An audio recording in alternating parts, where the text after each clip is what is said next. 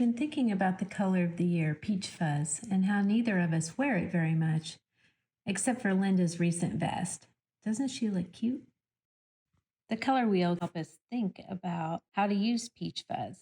Peach fuzz is sort of in this red-orange range, but it's considered a tint. So the more white you put into the color, the lighter it goes on the scale. And peach fuzz is somewhere around here.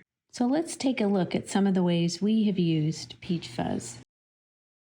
One way is by itself within the same color family. With less tint in it, you might have a peach or a terracotta color, like these mitts in the cloudburst pattern, or this hat for Thorin that Linda made.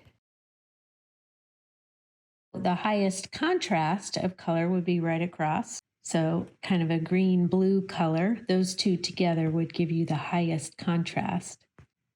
Any of you remember Howard Johnson's? If you chose colors on this side of the wheel, yellows, oranges, reds, those would be the analogous colorways, and they tend to give you more peaceful or calm connections. That's what I had in mind when I spun our summer sunset colorway and made the Seeking Solace cowl for my cousin.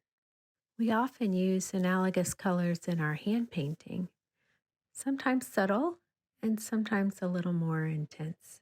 Megan used this hand-painted skein in her brioche mitts. They are reversible too. Finally, we can think about combinations like the triad that pairs green and purple with peach. Linda used a similar strategy in the Spring Fling Shawlette.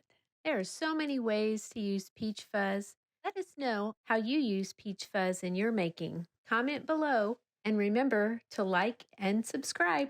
Thanks.